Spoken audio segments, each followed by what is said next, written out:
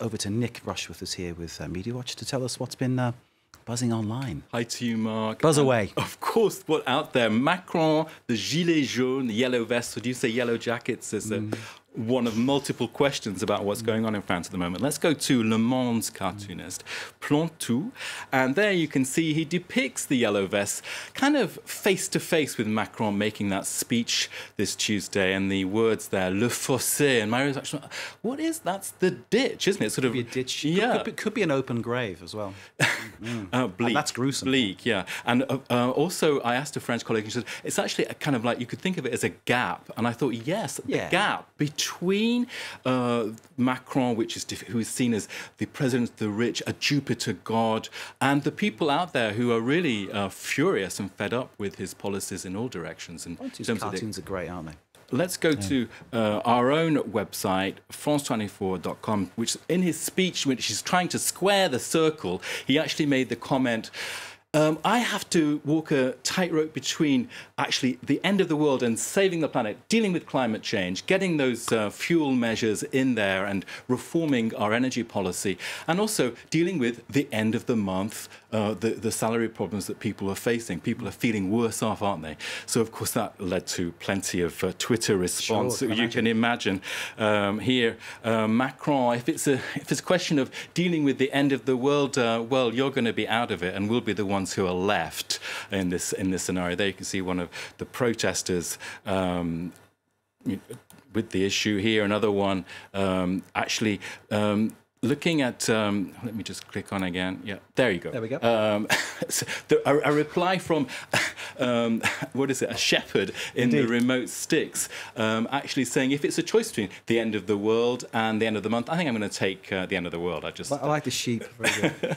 Actually, one of the things that's been making the buzz this Tuesday is actually one person. His name is Alois Goury, and he's posted a video online, Facebook. It's got 90,000 clicks, and here you can see him. He is actually the person who delivered chicken to the Elysee banquet on the 11th of November to mark armistice and the 100 years since the First World War.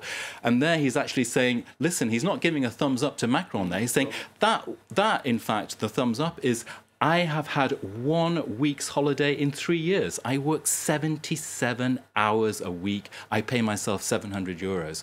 That's gone viral. 90,000 hits, as I said, and covered. And that is nuts. And given the reputation of chicken from that region, Brest, which is the best in France, you know, you'd think that he'd have a better living, perhaps, you know. Absolutely extraordinary. Let's go to another cartoon. This one really saying that this is a dominant issue now. Placide, they're saying he's got to deal with this crisis.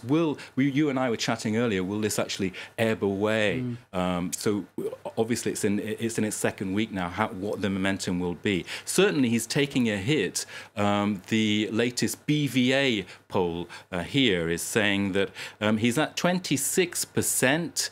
And if you look closely, that's actually less than Hollande at the same time in his term. Hollande was getting slightly more, 18 months, 29% popularity, if you can see there. So and Macron down to 26% approval. Yeah, absolutely. Wow. One of the commentators today saying, Macron and the French people, there is a spiral of misunderstanding. So really... The thing is, everybody expected to get what they wanted, and it never happens that way, does it? The expectation was huge, you know. Absolutely, yeah. I mean, there's a fresh political landscape, and there's a lot of activity going on, and people trying to carve out their niche, really. Let's go to another story that's out there that's just broken in the last few hours about SpongeBob's creator. That is sad news. Steven Hillenburg, the creator of SpongeBob SquarePants, one of my favourite cartoon characters. Sad news, he's died, yeah? Indeed. We've got here BuzzFeed saying everywhere in mourning after the death of the SpongeBob SquarePants creator. The money behind actually the franchise is actually huge. It's $13 billion. It's global. It's seen all around the world.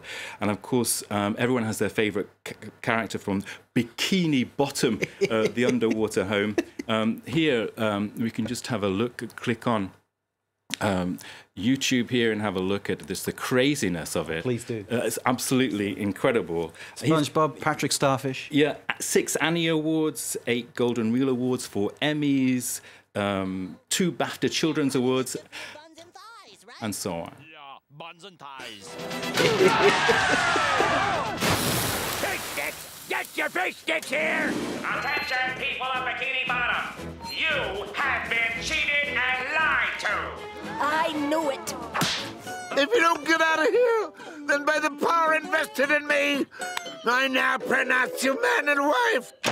What is going on in here? You may kiss the bride.